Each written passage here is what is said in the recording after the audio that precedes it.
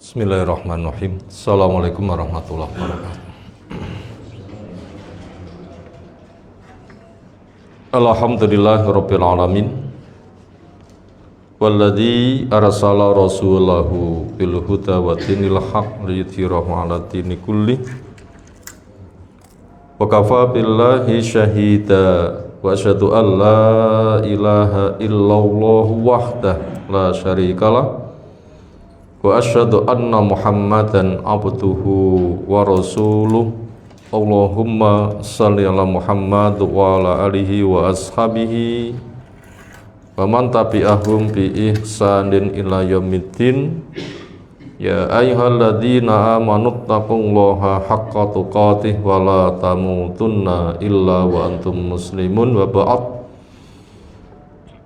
Wa inna asdaqal hadisi kitabullah wa khairal hadyi hadi Muhammadin sallallahu alaihi wasallam wa syarrul umuri muhdatsatuha fa inna kulla muhdatsatin bid'ah wa kulla bid'atin dhalalah wa kulla dhalalatin finnar.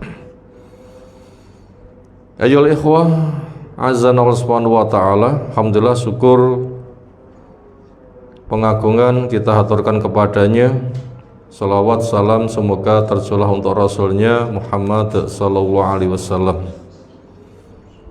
Di bulan Dzulqa'dah kita sudah masuk di 10 hari terakhir. Hampir saja kita masuk bulan Dzulhijjah. 3 bulan berurutan masuk di dalam kedudukan bulan haram, bulan mulia. Artinya amal soleh yang hari-hari biasa sudah berlipat-lipat, di bulan haram lebih berlipat-lipat lagi. Ini kesempatan baik yang supaya kita paham, tertarik, lalu nanti mengejarnya. Bila kita tidak tertarik, ya doa kepada Allah Ta'ala, Allahumma arinal haqqo haqqan warzuqna tibaa. Ya Allah, perlihatkan kepada kami baik itu baik, benar itu benar, hak itu hak, dan beri kami rezeki untuk bisa mengikutinya. Paham, tertarik, kau beri kemampuan kami untuk bisa melakukan, sehingga panen pahala, bukan tahu sebatas tahu. Demikian juga wa arinal batila batilan warzuqna ijtinaba, perlihatkan kepada kami batil itu batil, salah itu salah, dosa itu tampak dosa. Beri kami paham dosa itu bahaya dan ada rasa benci, dan kami bisa meninggalkannya.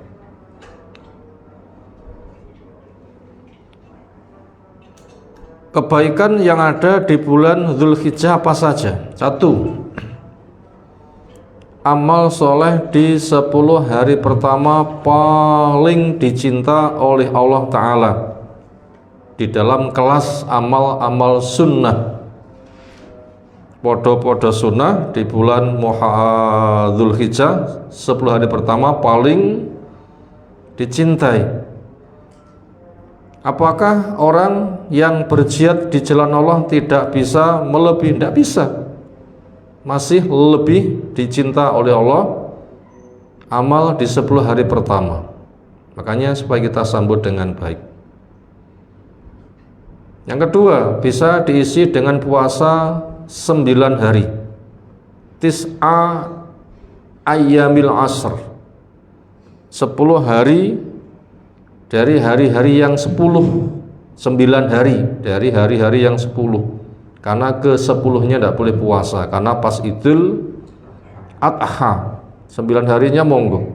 Bila tidak bisa ya tanggal 9-nya, namanya puasa Arafah. Amal soleh itu banyak, bisa puasa dan macam-macam. Yang jelas semua jenis tingkatkan.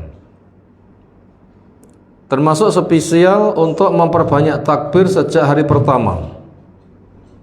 Karena ada perintah untuk berzikir fi ayyamil ma'lumat, dan juga ada perintah berzikir fi ayyamil ma'dudat, Ayyamil ma'lumat, hari-hari yang dimaklumkan, itu tafsirnya adalah 10 hari awal, perbanyak takbir. Ayyam ma'dudat itu hari-hari yang dihitung, yaitu hari-hari tasyrik. Abu Hurairah, Ibnu Umar pergi ke pasar-pasar mengumandangkan takbir, wong sak pasar ikut takbir. Sampai seperti itu mereka menghargainya. Makanya imam bisa mengajak kepada jamaahnya, mungkin diantaranya kesempatan bisa ketemu, saben-saben sholat wajib selesai, ajak takbir dulu, pancing takbir, nanti yang lainnya bisa mengikuti. Berapa kali? Ya sak pantesi, berbagi waktu, karena berbagai macam kegiatan banyak, tapi yang jelas itu diperbanyak. Lebih spesial lagi adalah siapkan binatang disembelih tanggal 10. Bila tidak memungkinkan, hari-hari tasyrik juga hari-hari penyembelihan. Itu mukadimah yang butuh kita sampaikan. Berikutnya kita melanjutkan mempelajari buku sirah, materi bacaan dari kitab Rahiqil Makhtum, sirah Nabi SAW, sejarah Nabi SAW, yang ditulis oleh Syekh Syafi Rahman Al-Mubarakfuri. Semoga Allah menjaga kita semuanya. Materi bacaan halaman 153 sampai 177, cerita tentang pemboikotan oleh orang Quraisy kepada Nabi SAW, kaum muslimin, dakwah Islam secara menyeluruh. Untuk materi bacaannya, waktu longgar nanti bisa dibaca bahkan berulang-ulang sehingga kita kenal sejarah. Rangkumannya kurang lebih ada 6 nomor, nanti yang ke-6 juga ada 6 poin. Kita masuk kepada rangkuman, mau dicatat silahkan. 1. Hidup di dunia itu untuk diuji. Yang pertama, kalau hewan dicipta hidup di dunia untuk apa? Makan, minum, tidur, lemu, beleh, tidul. Itu hewan. Kalau manusia ya nggak mungkin. Masa dong lemu kok tidul. Boneh dibeleh iya kan.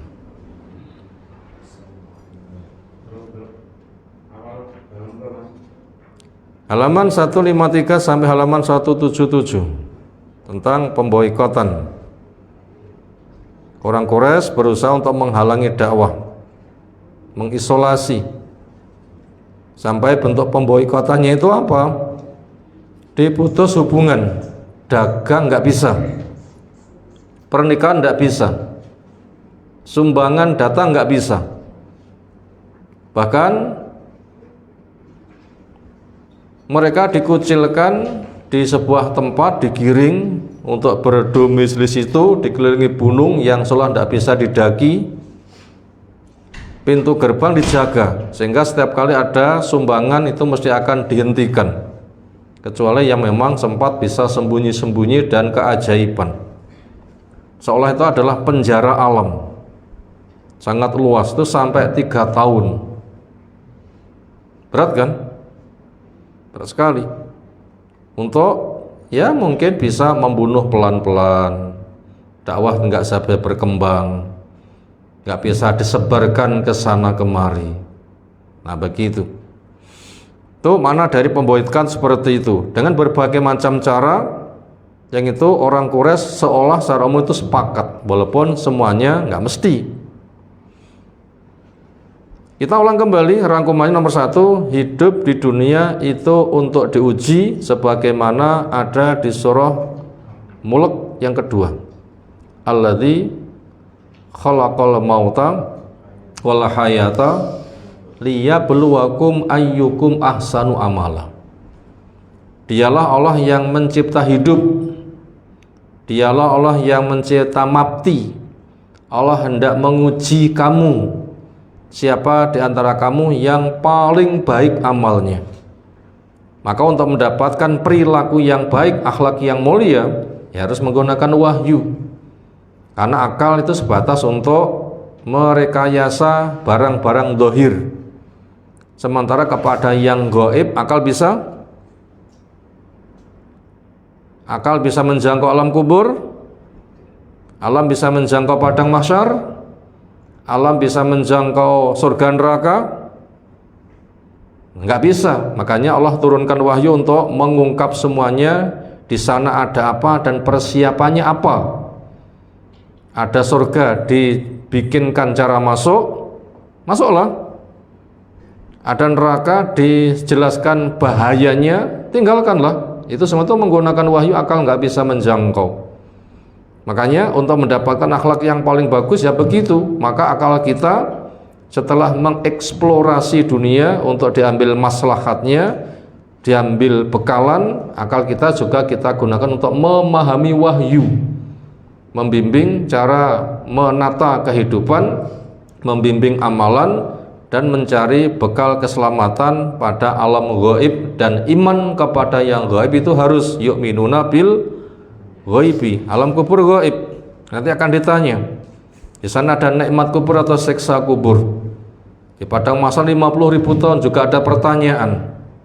Waktumu habis untuk apa?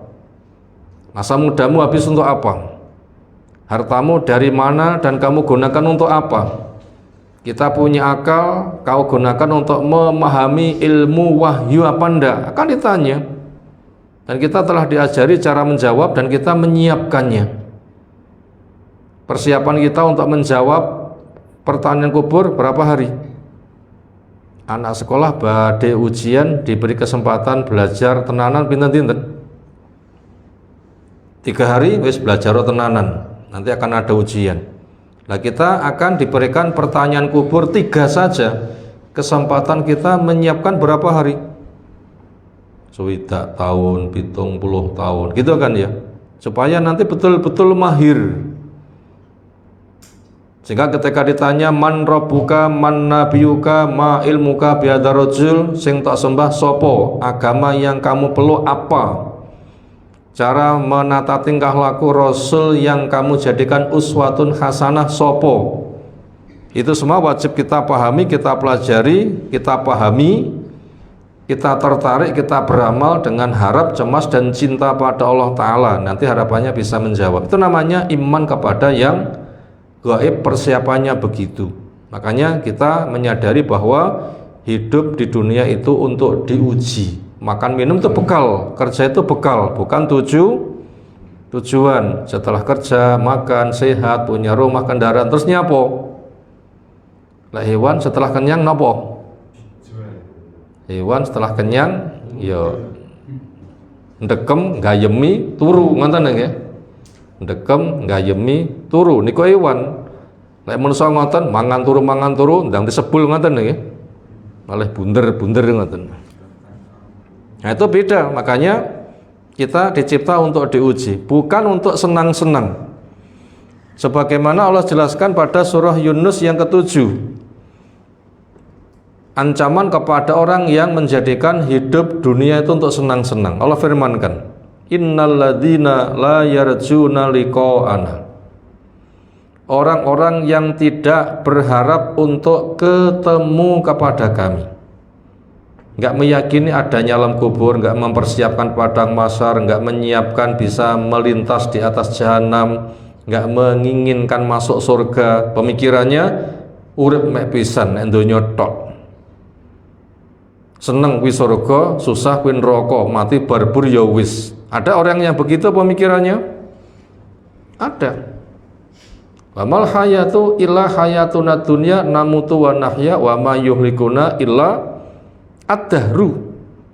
Mereka ada yang mengatakan itu kelompok dahriyah, penyembah massa, orang ateis, menuhankan akal tok. Enggak ada kehidupan kecuali kehidupan dunia. Di situ hidup, di situ mati, enggak ada menyebabkan hancur kecuali massa. Itu namanya kelompok dahriyah. Itu namanya orang yang enggak ada harapan ketemu dengan Allah, rumangsane hidup itu hanya di dunia. Wa radhu bil hayati dunya, dan mereka ridho dengan kehidupan di dunia. Waktunya habis untuk cari dunia. Watma'unu bina, dan mereka merasa tenang dan dunia. Walladzina hum an ayatina ghafilun, mereka dari ayat-ayat kami, dari wahyu yang mereka dibimbing, adanya Quran, adanya sunnah, mereka berpaling, gak ngaji, hanya menuhankan akal saja. Ulaika ma'wahumun nar, mereka itu kelak tempat kembalinya neraka, bima kanu yaksibun, dengan sebab apa yang mereka perbuat. Ini kita memapankan pemikiran. Makanya kalau Nabi berdakwah itu mendapatkan ujian berat, ya memang begitulah.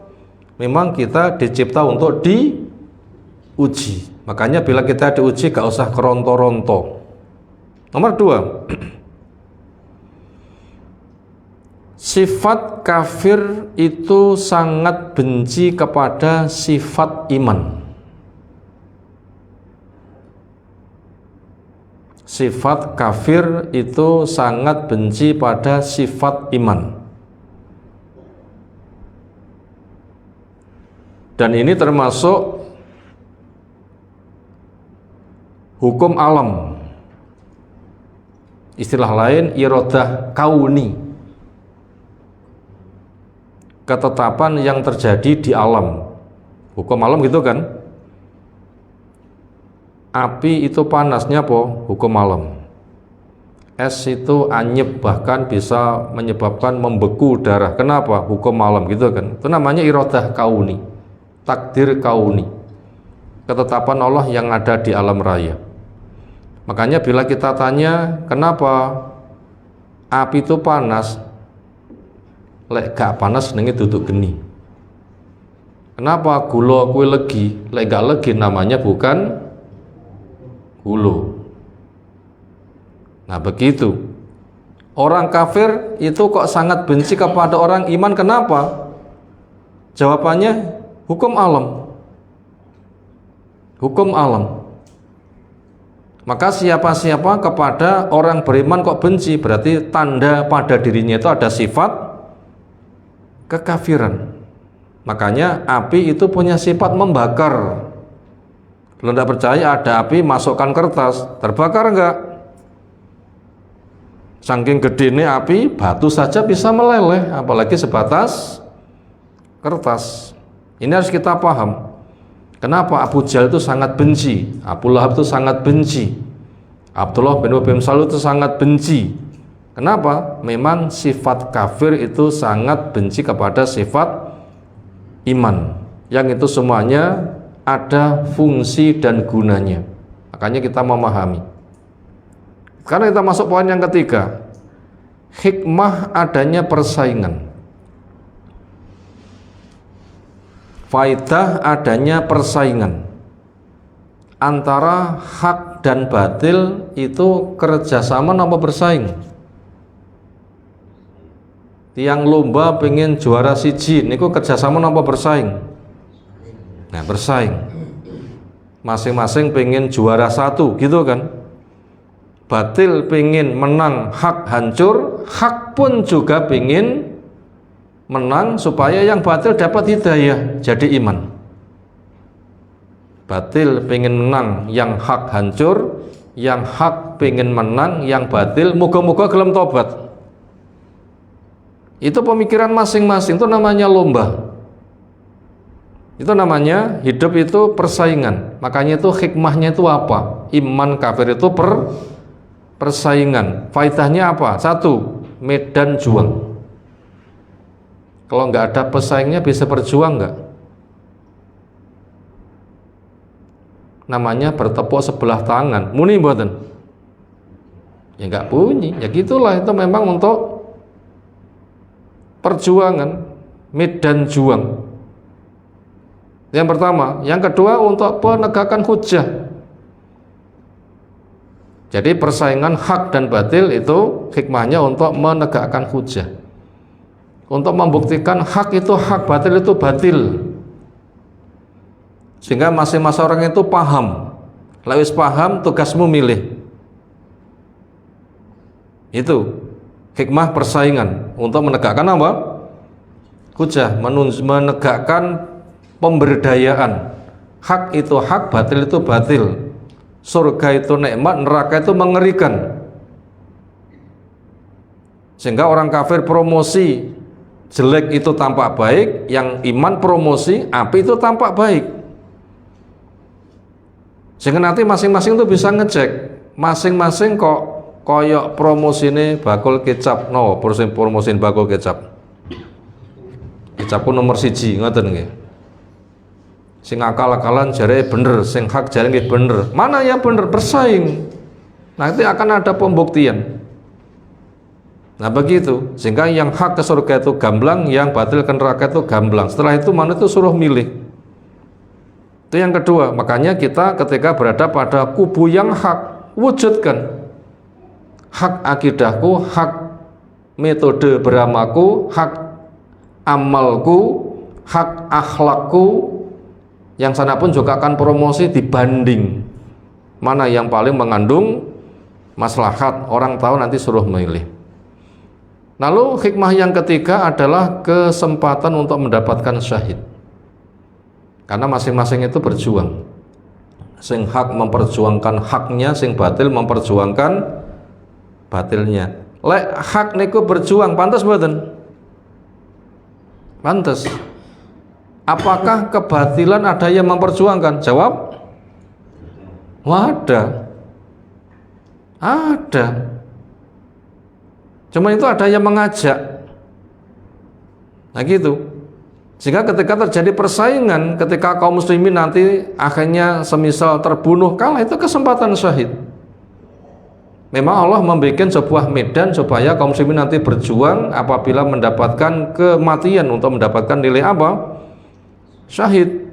Sebagaimana Allah jelaskan di Ali Imran 140, wa tilkal ayyamu nudawiluha bainan nas waliya'lamal ladzina amanu wa yattakhidha minkum syuhada.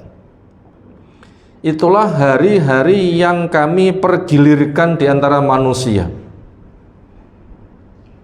Yang hak kadang menang, kadang kalah, demikian juga yang batil. Allah hendak membuktikan siapa di antara kamu yang betul-betul beriman. Ketika sedang mengalami musibah, Allah hendak menjadikan siapa yang diberikan kesempatan syahid. Dan kematian dengan cara syahid itu mati yang paling baik. Sing gadah kesempatan mati syahid niku tiyang sing teng medan perang tok atau ada peluang yang lain? Ada peluang yang lain. Kematian model apa yang juga termasuk matinya dinilai syahid? 1, sedang beramal soleh.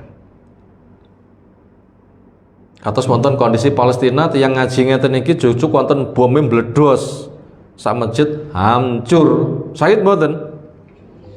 Syahid. Atau kena reruntuhan. Atau jatuh di air kemudian tenggelam. Atau sakit organ tubuhnya. Tumor, kanker, atau ibu-ibu kasus kehamilan melahirkan, ada yang sampai meninggal. Kepada mereka yang kayak begitu juga mendapatkan nilai syahid. Makanya kesempatan syahid itu luas. Kemudian ketika ada medan peperangan, orang terjun, kemudian meninggal, Hamzah meninggal, dan macam-macam, termasuk syahid. Itu disaksikan sebagai orang baik. Masyhud bil khair. Saksikan sebagai orang yang baik. Kemudian ada bedanya, syahidnya di medan perang itu lebih tinggi daripada syahidnya tidak di medan perang. Syahidnya di medan perang nggak usah dimandikan. Kafannya kain yang melekat. Karena dia nanti dibangkitkan dengan kondisi berdarah-darah tapi diganti aromanya wangi, bukan anyir. Dan tidak usah untuk disolati, walaupun disolati boleh. Kenapa? Kesyahidannya sudah menjamin ampunan. Itu kelebihannya. Dan bila ada satu keluarga, satu saja yang mati syahid, keluarga itu keluarga mukmin, 70 nanti akan terangkat. Jadi adanya dakwah yang ada ini memang untuk mendapatkan kesempatan syahid. Buat yang kesempatan perang dapat, buat yang tidak, amalkan Islam, perilaku kita Islam, mati kita dengan keislaman, itu termasuk syahid juga. Itu hikmah terjadi persaingan, makanya kita pegang teguh Islam ini. Kenapa? Untuk menyambut nilai kesyahidan. Perjuangan Nabi itu sangat keras. Berikutnya nomor 4, perjalanan dakwah Nabi. Perjalanan dakwah Nabi dengan suka duka yang dialami. Perjalanan dakwah Nabi dengan suka duka yang dialami itu sebagai jalan kehidupan dakwah. Itu sebagai jalan kehidupan dakwah dari masa ke masa. Itu sebagai jalan kehidupan dakwah dari masa ke masa. Ada gangguan lahir batin, jasmani maupun rohani, keamanan, harta, ekonomi, bahkan pemboikotan. Ada gangguan, tadi gangguannya apa saja? Gangguan lahir batin, jasmani maupun rohani, gangguan keamanan, gangguan harta, gangguan ekonomi, bahkan pemboikotan. Itu tadi poin yang keempat, bahwa perjalanan dakwah Nabi dengan suka duka. Nabi ini kulek dakwah suka tok napa duka tok? Suka duka, ujiannya berat. Seolah dari mereka tidak ada yang lolos dari gangguan orang Quraisy, jasmani maupun rohani. Bukan sebatas orang yang lemah, sampai orang kuat. Orang kaya Abu Bakar sangat kaya, dermawan dan wibawa.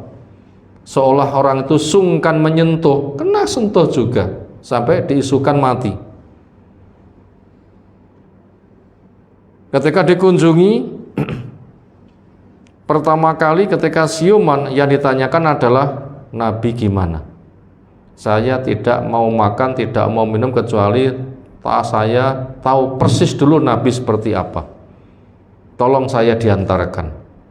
Begitu ketemu Nabi selamat baru mau makan dan minum. Luar biasa kan? Itu sampai orang yang hebat saja kena gangguan. Nabi kita pun juga begitu.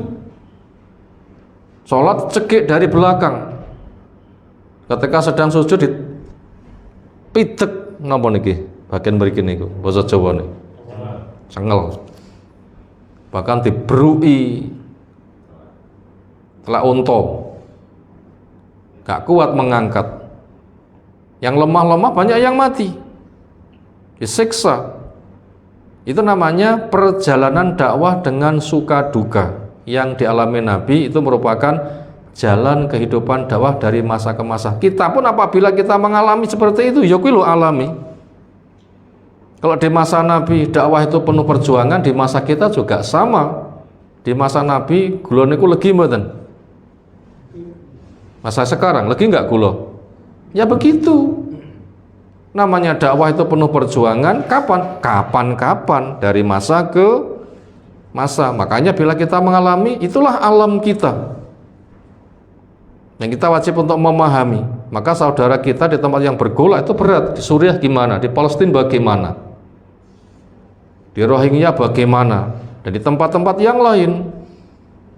Makanya kita yang sedang aman kayak begini, kita wajib untuk mensyukuri, memperbanyak ilmu, amal, dakwah, dan banyak mendoakan mereka. Kenapa? Kita belum diuji seberat mereka. Sambil kita doakan semoga mereka teguh, sabar, ditolong, kita pun juga diberikan keselamatan. Nah begitu, sampai Nabi kita diboikot selama 3 tahun, sampai kelaparan. Kita sudah pernah diboikot apa dereng? Kayaknya belum. Kekurangan pangan kayaknya kita tuh belum. Tapi kalau pingsan seperti orang kelaparan sering. Sing sitok kurang makan pingsan, kita ya pingsan, apa masalah? Kebanyakan makan. Wah, itu bahaya. Itu tadi perjalanan yang keempat. Pelajaran yang kelima, selain ujian luar juga ada ujian dalam. Selain ujian luar juga ada ujian dalam. Di antaranya kehilangan orang yang dicintai, pembela dan semisal. Itu yang kelima. Selain ujian luar juga ada ujian dalam. Di antaranya kehilangan orang-orang yang dicintai, kehilangan pembela dan semisal. Kalau kita pahami, ujian dari luar sangat banyak. Dari Yahudi, dari Nasoro, dari orang musyrik, dari Majusi, dari Abu Jahal, mengadakan pemboikotan, pemutusan hubungan dagang, pernikahan, sumbangan, biar mati pelan-pelan dan hancur. Itu ujian dari luar. Dari dalam apa? Keluarga sendiri pun juga anak sing ngodol-ngodol dari dalam. Keluarga Nabi yang rusak dari dalam siapa? Abu Lahab. Itu paman sendiri, duluri pae. Paman sendiri, duluri pae. Bahkan pun juga besanan. Nabi dengan paman itu juga besanan. Putus semuanya itu hubungan besanan. Kemanapun Nabi SAW pergi itu selalu diiringi. Begitu selesai ngomong langsung dikatakan, iki wong gendeng aja tok rungokne. Nah begitu. Itu ada ujian dari dalam, paman sendiri. Kalau Asiyah dulu suami sendiri, Nabi Nuh istri sendiri, anak sendiri, Nabi Lut istri sendiri. Sampai ketika kita melihat di dalam perang Badar, Mus'ab bin Umair membunuh saudara sendiri di medan perang. Kemudian Abu Bakar bin Jarrah membunuh bapaknya sendiri. Abu Bakar hampir membunuh anaknya sendiri, tapi anaknya delesep, nggak situ keluar. Umar pun juga membunuh saudara sendiri. Itu namanya ujian dari dalam. Ada kerabat sendiri. Dan juga ada kehilangan orang yang tercinta. Termasuk Nabi kehilangan sang paman yang banyak membelanya, yaitu Abu Thalib, kehilangan istrinya yang luar biasa. Kecintaannya, pendamaiannya, ketentramannya, hartanya, mengurus keluarga, anak-anaknya, dan semisalnya. Nah, kita pun juga berpotensi mengalami, maka kita mempelajari sejarah untuk mengenal jalan kehidupan dakwah. Berikutnya masuk pada pelajaran yang keenam, beratnya amanat butuh modal besar. Beratnya amanat butuh modal besar untuk menggapai sukses. Beratnya amanat butuh modal besar untuk menggapai sukses. Akhirnya Nabi SAW bersama para sahabat sukses enggak? Akhirnya sukses. Makanya kita butuh melengkapi apa yang kita butuhkan dari sana, modal besar supaya kita siapkan untuk menggapai sukses. Makanya kita tidak bisa hanya berpanjang angan-angan saja, tapi harus bekerja keras. Apa itu modal yang ada? Sempat terangkum setidaknya ada 6 hal harus kita siapkan. 1, diperkokoh tauhid, bahwa Allah itu satu-satunya tumpuan. Diperkokoh tauhid bahwa Allah itu satu-satunya tumpuan. Itu nomor 1. Jadi militannya Nabi, Abu Bakar, Umar, Utsman, Ali, semua para sahabat sampai ada yang terbawa mati. Semisal Yasir, Sumayyah, sampai mati itu, disiksa. Sekarang pun juga banyak, cuma nggak diekspos. Banyak itu, cuma nggak diekspos. Nah mereka kok sampai bisa bertahan, direwangi, mati gitu, tidak goyah pendiriannya. Mereka itu punya modal apa? Modalnya itu tadi, kokohnya tauhid bahwa Allah itu satu-satunya tumpuan. Bahkan ketika orang nanti sudah mati, akan pisah dari bapaknya, ibunya, saudaranya, semua manusia dari hartanya. Yauma yafirul mar'u min akhihi wa ummihi wa abihi wa sahibatihi wa bani likulli imri'in minhum yauma idzin sya'nun yughni. Pisah dari bapaknya, ibunya, saudaranya, semua manusia kabeh rebyek. Itu di padang mahsyar. Gak kenal sapa-sapa, melayu saking beratnya. Ketika sudah meniti di atas jembatan yang licin, bergerak-gerak, banyak gantol-gantolnya dan gelap, kecuali orang beriman diberi cahaya dan bisa melesat dengan cepat. Makanya dikala itu orang yang memiliki hubungan akrab, super akrab, dikala ngelewati jembatan lali kabeh, sing kepikir sinten? Mek awake dhewe. Yang kepikir hanya mengatakan salim salim, ya Allah selamat no, selamat no, selamat no, selamat, selamat, selamat, selamat. Salim salim, selamat, selamat, ngoten nggih. Selamatkan, selamatkan. Gak mikir sopo-sopo. Nah, dikala itulah kita harus bisa merasakan keberadaan Allah sebagai satu-satu tumpuan. Makanya tauhid harus betul-betul mapan. Allah saja yang diibadai, cara Allah saja yang dipakai, rahmat Allah saja yang dijadikan harapan. Itu yang menyebabkan kaum muslimin tegar itu adalah karena kuatnya tauhid. Apalagi orang itu sudah mati akan dipisah semuanya dan itu akan dihadapi sendiri. Nomor 2, bekalnya harus dimiliki, yaitu kuat dan berpengaruhnya pemimpin. Kuat dan berpengaruhnya pemimpin dan umat siap berjuang di belakangnya. Ini bekal kedua, kuat dan berpengaruhnya pemimpin dan umat siap berjuang di belakangnya. Ini butuh pemimpin sing kuat, wibawa. Makanya ketika Nabi SAW itu sebagai pemimpin yang sudah terbukti kuat, wibawa, berpengaruh, umat berada di belakangnya, akhirnya terhantar kepada kesuksesan. Makanya termasuk kita untuk ngurus masjid seperti ini ya butuh orang kuat. Sing mikir gawe masjid, sing mikir golek duit gitu ke lemah, sing mikir golek duit gitu ke material.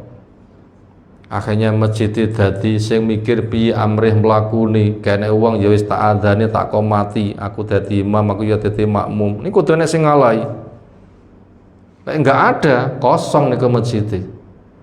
Mek ngejipne wong apa nggih tuduh-tuduhan. Nyapa ora adzan, repot nang ngoten ngene kemengkel nggih. Masing-masing itu akan punya alasan sendiri. Nah begitu, makanya Nabi SAW itu termasuk orang yang jadi pemimpin kuat, mempelopori. Makanya ketika ke masjid pertama kali, lihat ketika mereka terjadi rebutan, ketika membenahi Ka'bah yang sudah rontok, kemudian ditata kembali, tinggal meletakkan Hajar Aswad, rebutan. Karena itu termasuk kedudukan mulia. Mereka meh tukaran, gelut. Sopo, kami, masing-masing begitu rayahan. Akhirnya ada yang usul, sing nyelehne sebagai kehormatan orang yang betul-betul terhormat, buktinya leknya masjid budale paling dhisik. Akhirnya mereka setuju. Ketika dipantau siapa yang paling duluan, Nabi kita. Akhirnya mereka mengatakan, oh lek kuwi ridho. Dan ternyata Nabi SAW bentuk kuat dan berpengaruhnya bisa menyentuh hati mereka dengan dicarikan kain. Monggo para bapak-bapak wakil dari masing-masing kabilah tolong dipegangi ujung kain. Sudah Nabi SAW yang memegang kemudian meletakkan Hajar Aswad di atas kain. Silahkan dibawa dekat ke tempatnya. Junjung bareng. Selesai Nabi yang meletakkan. Butuh orang kuat seperti itu. Butuh orang kuat seperti itu. Sehingga ketika ajak-ajak nanti akan berpengaruh. Makanya kita berusaha Dan profil Nabi SAW harus selalu kita gali. Profil Nabi harus kita gali. Kenapa? Profil percontohan terbaik itu ada pada diri Nabi. Siapa pengen jadi pemimpin kuat berpengaruh, jejaki Nabi itu seperti apa. Dan itu akan selalu segar. Nanti apabila kita punya pemimpin kuat seperti itu, nanti masyarakat akan terbawa. Kayak magnet ngoten nggih. Ngalor ya ngalor, ngidul ya ngidul, ngitan ya ngitan, ngulon ya ngulon. Satu komando, Allahu Akbar, semuanya takbir. Ruku ya melu ruku, iktidal juga melu iktidal, salam ya salam. Nah, kita butuh ke sana dan masing-masing bekerja keras. Itu tadi bekal kedua, supaya perjuangan yang berat, amanat itu berat, supaya terpikul butuh pemimpin yang kuat dan berpengaruh, sehingga nanti umat siap berjuang di belakangnya. Nomor 3, kesadaran setiap diri akan tanggung jawab hisab di depan Allah. Ini bekal yang ketiga. Kesadaran setiap diri akan tanggung jawab hisab di depan Allah.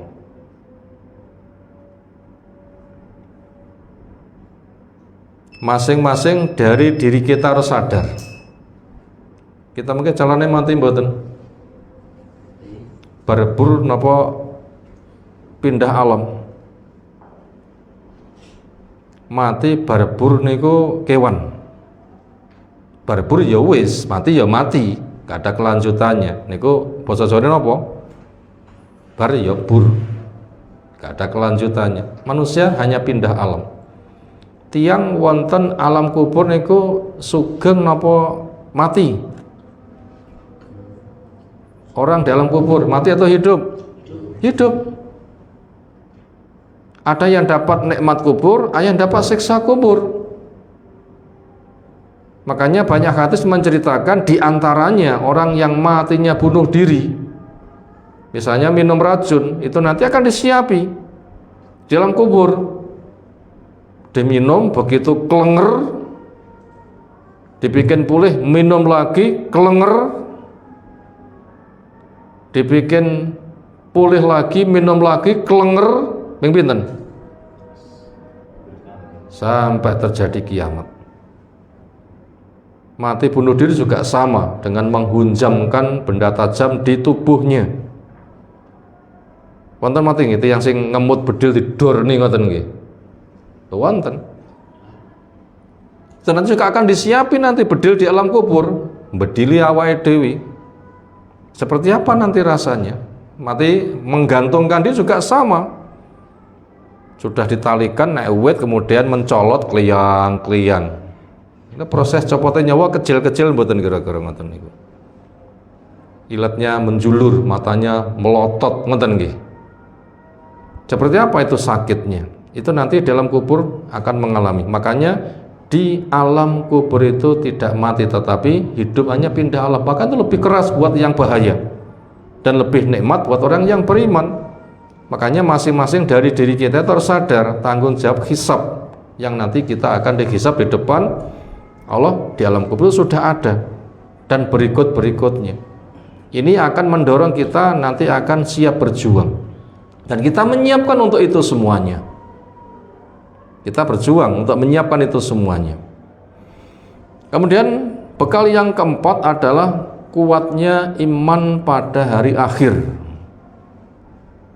Kuatnya iman pada hari akhir, karena hidup kita akan segera berakhir. Kuatnya iman pada hari akhir, karena hidup kita juga akan segera berakhir. Sebagaimana tuntutan hukum akal, ada awal, ada akhir. Ya kan? Awal semuanya bisa, akhir semuanya bisa, timur semuanya bisa, tanpa barat nggak bisa. Ada siang, ada malam, ada laki, ada perempuan, ada awal, ada akhir. Makanya kita wajib memperkokoh iman pada hari akhir. Maknanya apa? di dunia sementara saya akan segera berakhir. Kita sami lek dipun tawani mati ya, terus pun dijawabanipun. Ngopongi mati ya, terus pun dijawabanipun.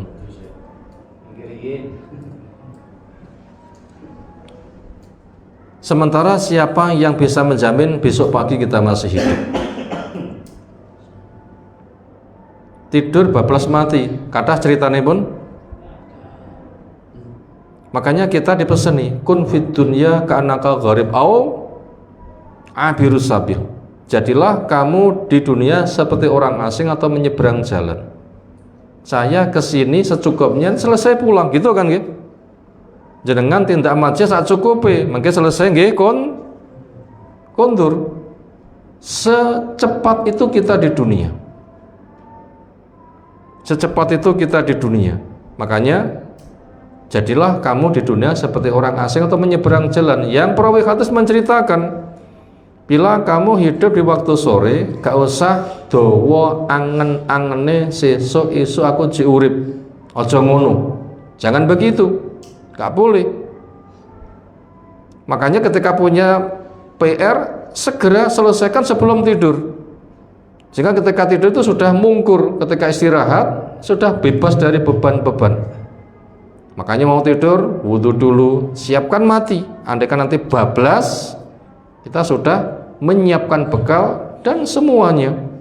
Makanya siapa yang mau tidur wudhu, kemudian masuk kamar bismillah, dikibasi bismillah, diulang 3 kali, miring bagian kanan di bawah, wajah menghadap kiblat, mengucapkan bismika Allahumma amutu wa ahya, siap kembali kepada Allah, lalu berucap Allahumma aslamtu nafsi ilaika wa wajjahtu wajhi ilaika wa fawwatu amri ilaika, sampai seterusnya. Itu adalah pasrah kepada Allah Ta'ala dengan menyiapkan bekal, kesuciannya, wudhunya. Bila nggak sempat, potensi nanti bisa bangun, witirnya sebelum tidur juga boleh sebagai kehati-hatian. Makanya apabila menginginkan nanti tidurnya memang untuk istirahat, semoga bangun dan pulih kembali. Makanya apabila tidurnya itu kebablasan mati, itu nanti fitrah. Ini harus kita siapkan. Dan setiap malam kita punya program tidur. Nggih mboten? Sinten nek dalu mboten ngersakane badhe sare? Enggak ada kan? Dan tidur itu adalah mati. Makanya kita harus memperkokoh poin yang keempat, yaitu kuatnya iman pada hari akhir, karena dunia kita akan segera berakhir. Napa malah kita sampun sepuh-sepuh sing ngaji wonten mriki sing kathah sepuh napa ingkang nom? Sepuh lagi. Mengke tambah ganteng mboten? Tambah kuat mboten? Ibu-ibu nuwun sewu, tambah ayu mboten? Dan seterusnya. Semuanya akan segera mati. Makanya harus kita kuatkan.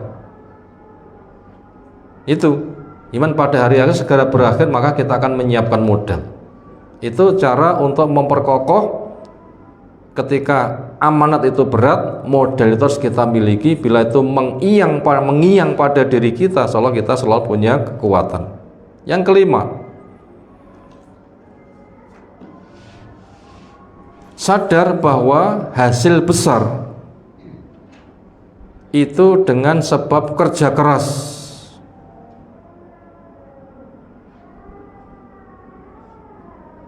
Sadar bahwa hasil besar itu dengan sebab kerja keras, dan ujian pun juga besar. Itu poin yang kelima, sadar bahwa hasil besar itu dengan sebab kerja keras dan ujian pun juga besar. Ini sudah menjadi pemikiran siapapun. Sapa pengen pinter ya belajar tenanan, pengen ngoten. Sapa pengen sugih ya lek kerja sing tenanan. Dan ini sudah berlaku. Memang Allah menjelaskan Innallaha idza ahabba abdan ibtalah. Allah itu ketika mencintai hambanya, hamba akan banyak diuji.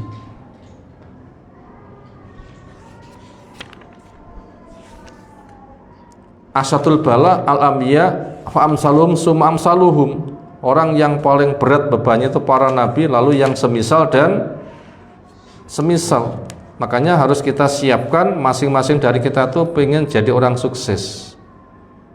Makanya sadari itu harus diiringi dengan kerja keras, dan ujian pun juga sangat besar. Sebagaimana apa yang Allah kisahkan di Al-Baqarah 214. Am hasibtum an tadkhulul jannah walama ya'tikum masalul ladzina khala min qablikum masathumul ba'sa wad-dharra wazulzilu hatta yaqula rasul wal ladzina amanu ma'ah mata nasrullah ala inna nasrallahi qarib. Apakah kalian menyangka untuk masuk surga? Like kita sami mendapatkan pertanyaan, pengen masuk surga enggak? Jawab jelas. Apakah semata yang kita kerjakan di sini sudah ada jaminan? Jawab belum diberitahu. Pengen ya pengen, tetapi ya kita kudu iling apa sangumu sudah kamu siapkan. Apa sangunya? Walama ya'tikum masal ladzina khala min qablikum, ternyata belum datang kepada kamu ujian yang terjadi semisal orang sebelum kamu. Bekal-bekal yang kamu kumpulkan ternyata belum sesungguh sebanyak orang sebelum kamu. Gimana orang tempo dulu? Masathumul ba'sa wad-dharra wazulzilu, menimpa kepada mereka bahaya peperangan, berbagai macam kemudaratan, dan juga mereka mendapatkan goncangan. Hatta yaqula rasul waladina amanu, sampai rasul dan bersama orang iman menyertainya, mata nasrullah, kapan pertolongan Allah tiba. Walaupun Allah menjawab ala inna nasrullahi qarib, itu dekat sebenarnya. Tapi ketika sedang nedeng kena ujian saking berat, mereka mengatakan kapan pertolongan Allah itu tiba. Lihat Bilal ketika disiksa pol kan, ada yang dicos gegeri dengan besi panas, ada yang diikat tangan kaki, digantung kepala di bawah, dicepai timbo, kepala dimasukkan, terus bundi rasanya gelagapan gak iso ambekan. Akhirnya yang ada itu hanya minum, ketika sudah kelengar baru pingsan. Ada orang tempo dulu itu dipendem, digeraji sirai terbelah jadi dua. Ada yang carikan sisir nganti kulitnya pun ngelontok. Itu manusia seperti itu. Ternyata kita belum mengalami hal semisal mereka. Gimana kondisi beratnya di Suriah, di Palestina, saudara kita yang mendapatkan musibah, itu kan sangat berat sekali. Kita kan belum semisal mereka. Apakah bila kita diuji semisal mereka nanti akan sabar? Nah seperti itu. Makanya ini poin yang kelima, itu harus menyadarkan kepada kita bahwa hasil besar itu harus disebabkan dengan kerja keras, maka ujian pun juga akan sangat berat sekali. Ini harus kita siapkan, itu nanti menyebabkan kita nanti akan kokoh. Berikutnya bekal yang keenam, yakin bahwasanya kebenaran itu pasti menang. Yakin bahwasanya kebenaran itu pasti menang. Artinya kita punya harapan. Seberat apapun yang sedang kita alami, ujung-ujungnya lek pancen takwa, sabar, istiqomah, menang-menang. Gak akan kalah. Nah begitu. Sebagaimana apa yang Allah sebutkan ada pada surah Qamar yang ke-45. Sayuhzamul jam'u wa yuwallunad dubur.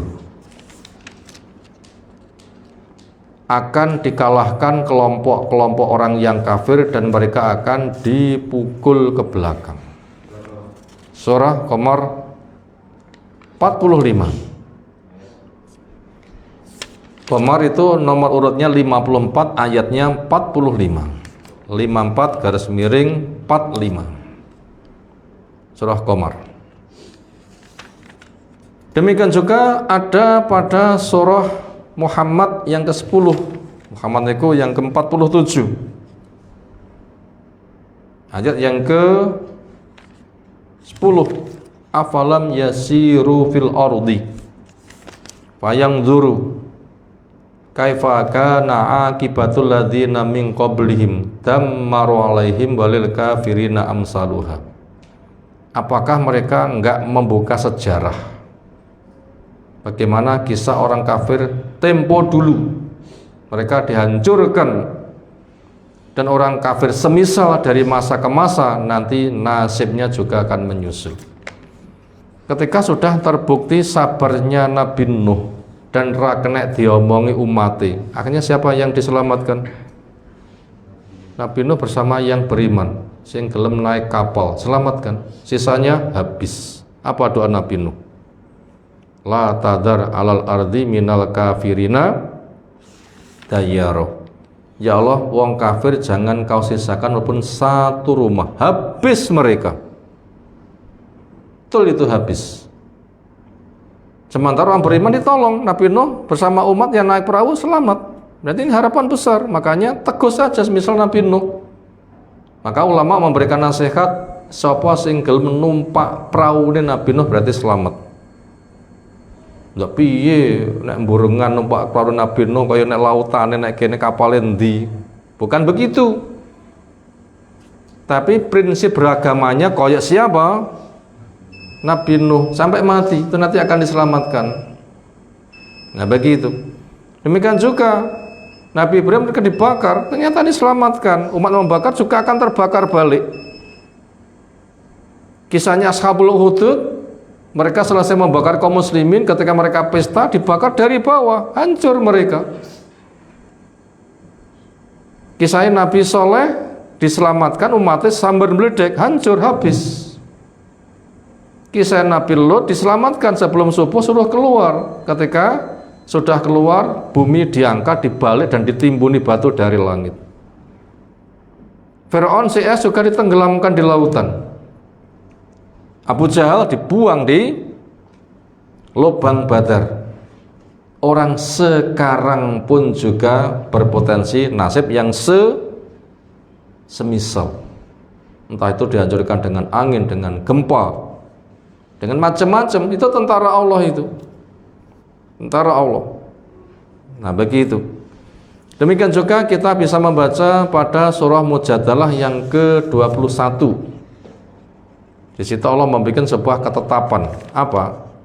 Kataballahu la aghlibanna ana wa rusuli innallaha qawiyyun aziz. Surah apa wau? Mujadalah yang ke-58 nomor urutnya ayat yang ke-21. Kataballahu, Allah membuat ketetapan. Apa itu ketetapan Allah? La aghlibanna ana wa rusuli. Saya dan Rasulku pasti menang. Innallaha qawiyyun aziz. Allah itu maha kuat lagi maha perkasa. Ini harus kita pupuk keyakinan. Apa itu? Selagi kita terjaga ilmunya, akidahnya, ibadahnya, keikhlasannya, istiqomahnya, nggak bergeming oleh berbagai macam fitnah yang menyeret, tegar di atas yang hak. Walaupun awalnya dikuyo-kuyo, tapi nanti akhirnya pasti menang. Wong kafir walaupun banyak, berjaya, lengkap dengan semua kekuatannya, seolah itu menang, nggak bisa ditaklukkan, tapi kenyataannya musnah. Dalam waktu sekejap, Fir'aun membangun kerajaannya berapa tahun? Fir'aun ngomong ana rabbukumul a'la, lalu Allah tenggelamkan, itu jaraknya itu 40 tahun. Sementara ketika membangun kerajaan itu sampai 400 tahun. Ternyata hancur dalam waktu sekejap. Begitu Nabi Musa diseberangkan sampai di seberang sana, laut dipukul, terbelah, kering bisa lewat. Fir'aun nyusul, ketika sampai di tengah, dipukul ke lautnya, airnya kembali. Dalam hitungan detik mereka itu dimusnahkan. Nah begitu, maka tugas kita yang paling kita sibukkan diri ya tadi, ilmu, amal, dakwah, banyak memberikan maaf dan sabar. Makanya kuncinya kita menghidupkan masjid, entah itu kajian, sholat berjamaah, berdakwah, harta halal kita cari itu sebagai modal ketaatan kita, itu nanti termasuk tanda-tanda orang yang akan ditolong punya masa depan yang cerah. Itu tadi 6 modal yang supaya kita siapkan, karena memikul amanah itu berat, maka butuh modal-modal di atas. Demikian rangkuman yang bisa saya sampaikan dari mempelajari sirah halaman 153 sampai halaman 177. Kita ansur, insyaallah materi berikutnya kita kaji menyusul. Semoga apa yang telah kita sampaikan Allah Ta'ala memberikan ilmu bermanfaat untuk kita semuanya. Ada tanggapan, disilahkan. Sekira cukup istirahat. Subhanakallahumma bihamdika asyhadu an la ilaha illa anta astaghfiruka wa atubu ilaik. Assalamualaikum warahmatullahi wabarakatuh.